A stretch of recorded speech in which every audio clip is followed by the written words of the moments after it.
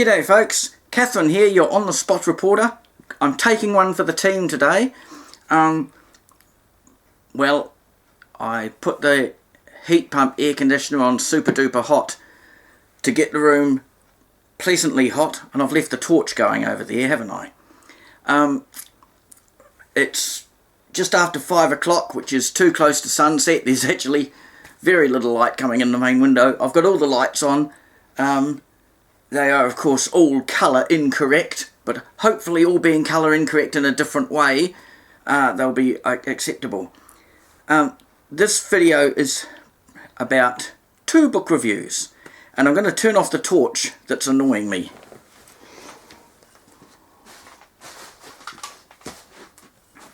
Right, I was getting the camera set up and had the HDMI plugged in the wrong lead. Now,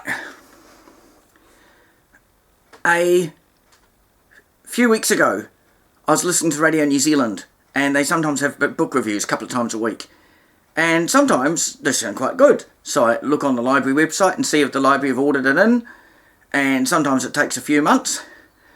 I did that once before with the science fiction story novel. That was alright. It took a while to get here. We were actually number 1 on the list, but there was about the 5th person to get the book, because I think the librarians all had a go at it first.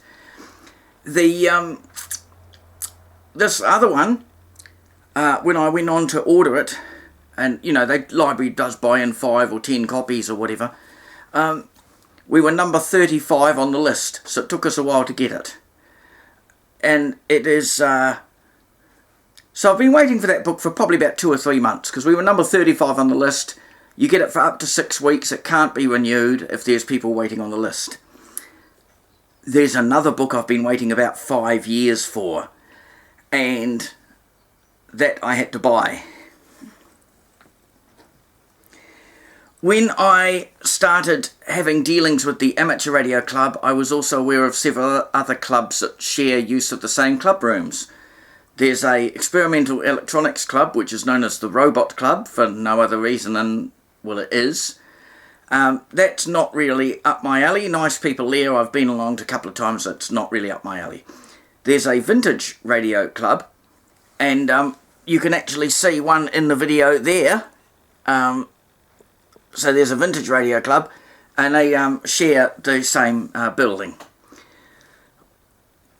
One of the guys there restores valve radios, and he mentioned that he'd been working for literal years to put together a book on some of the early days of New Zealand's valve radios.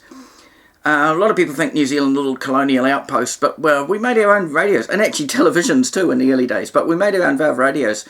The very first ones did come in from America and England, but by the 1930s they were well making their own radios.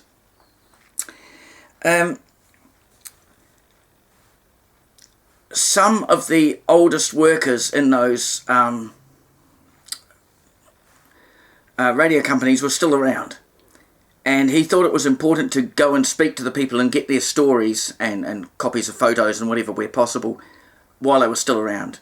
And this was the sort of last generation of that chance to get that. So the work's been a labour of love for many years. He reckons as long as it mostly broke even, and if he could take his wife to a nice dinner afterwards, his long-suffering wife, that would be about right.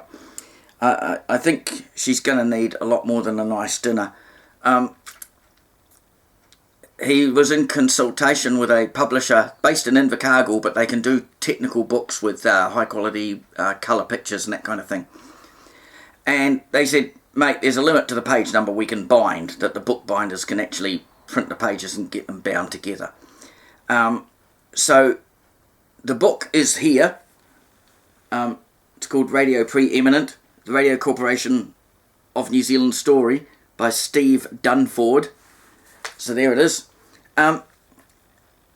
Because Radio Corporation New Zealand, it's sort of absorbed over the years a number of different names, so a whole lot of different names of radios, but they're all actually technically the same company. I have not even opened the book up to look at it myself. I got it off him. I got him to autograph it, so it'll be a rare signed copy, but that said, there might be and you see it's full of high quality photos. They went to great trouble to do the highest quality photos they could, as well as having information in it. Now, if people are on the internet and they want to buy this, if you're a paid up member of the national organisation of the Vintage Radio Society of New Zealand, it's $100 New Zealand plus postage, because they put some money in towards getting it going, or resources in towards getting it going. If you're a member of the Christchurch Vintage Radio Society, it's $125. It will be a little bit more for people who are not, paid up members of those clubs that have supported the production of the book to date. And if you're American, our dollar's only worth about 55 cents of yours, so it's not quite so much. The book weighs a little over 2 kilos, so Americans will have to work what that is in dinosaur units, but it's a little over 2 kilos. So postage will be, especially if it's international, will be horrifying. So there we go. And they refer to it as a coffee table book. It's not quite as big as a coffee table, but if you're sitting up in bed, it would be quite heavy to hold, 2-point-something kilos. And what Steve has said is that the information that couldn't fit in this book, there will be a volume 2 or a different book. I think he's going to have a well-earned rest before he starts putting the other book together. Remember, he has a full-time job. The other book will cover all of the brands that were made in New Zealand, as opposed to just Radio Corporation of New Zealand. I think Radio Corporation of New Zealand probably was the vast majority of them. The book I got, so I've been waiting for about 5 years for that book. I kept hearing about, well, I'm writing this book, I'm doing this research, I'm going to go and talk to this old fella, he's in the old people's home, he hasn't died yet, trying to get the stories out of him, trying to get documents or photos where possible about the early manufacturers of valve radios in New Zealand. They even made some components themselves. I believe the valves had to be imported, but they made the loudspeakers and everything themselves. The one I only waited a couple of months for was this one, Run for Your Life by Sue Williams. So it's written by Sue Williams, who's already a journalist and writer of some repute. Run for Your Life, it tells the story of the person's name we're told, who knows if it's even a fake name, but Nick Stride, English fella. Bit of a builder, was a specialist in glazing, especially like large glass panes, like in commercial type buildings or fancy mansion type buildings. So a specialist of difficult glazing.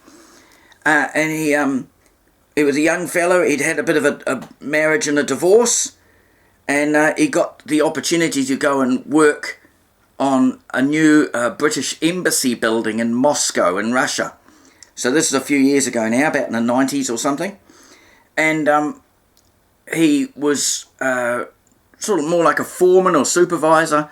Because he was British, he was obviously not a security risk in that way. So, he did that job, and then he gravitated from that on to do to work for one of the sort of about second or third or fourth in line for Mr. Putin, who is the current dictator of Russia. He's in his 24th year of his 8-year maximum term. But anyway, so he was working for one of the sort of lieutenants, you might say, building his mansion on the outskirts of Moscow with a super big multi-climate greenhouse or glass house. And so therefore, again, it had specialist glazing requirements. And he worked for him for a number of years, and because he learnt to speak Russian and eventually took a Russian wife, and had some children, things were starting to get a little bit, so they thought, well, maybe we should leave Russia. And by that time, we'd already had those people dying of mysterious poisonous liquids. I can't remember the name, the Skropolov or something, in England. So they thought England wouldn't be safe enough. Maybe Australia. He'd been to Australia as a young fella, been round on a motorbike, done a bit of camping, and he liked Australia, so they they got 6-month tourist visas and went to Australia for a few years, living in the outback amongst some Aborigines and that, as well as in some city areas. So there you go, run for your life. I could read you a little bit off the back of the book, but really you can read that yourself probably. There's some pictures there, and what started out as a great adventure turned into a terrifying nightmare, with Nick Stride and his family were forced to flee for their lives from one of the richest, most powerful men in the world. So, I read a little bit every day. When I say I read a little bit every day, by the time I was getting near the end of the book, I stayed up to 4 o'clock in the morning reading it. I started off reading, like half an hour or an hour in the morning, or a little bit at night just before bed. Ended up staying up the last bit and reading till 4 o'clock in the morning. Fabulous. As far as we know, it's all true. It was written for him by Sue Williams, but she details how she went and interviewed him and whatever. And she's interviewed other, university political professors and that kind of thing to get their take on the political things at the time, how they were going. So, I'm not sure who produced this. Look it up on Google, it'll tell you. Is it Simon and Schuster or something? It says at the bottom here in small print. Yeah, Simon Schuster, Australia. It is Australian produced. In the Christchurch public library system, probably in the public library near you, or you could buy it if you can. I don't know if it's available on Kindle or electronic type things. Is it the kind of book you might want to read more than once? You might do. This book would be perhaps a useful reference that you might be wanting to keep to use more than once. So if you want that, contact your local bookseller, I guess, or it could be at the library if you just want to read it once and that. This has to go back in a couple of days, because it sat here for about a month and I didn't get around to starting on it, and then I realised that because I get it for 1 6-week period, then you go back to the bottom of the list. If you haven't finished reading it, you've got to give it back, you can't be renewed. So there's probably, I was number 35 on the list, so there could be 70 people on the list, I don't know, but there we go. I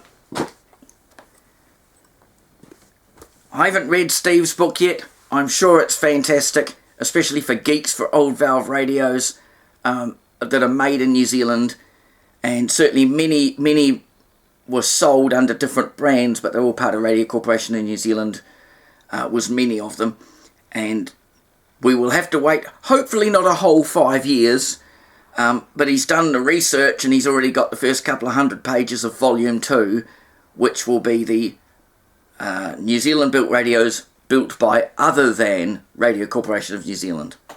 This is Catherine. It's Thursday. We're a little bit after 5 p.m. the 8th of August, pretty much midwinter, I guess, 2024.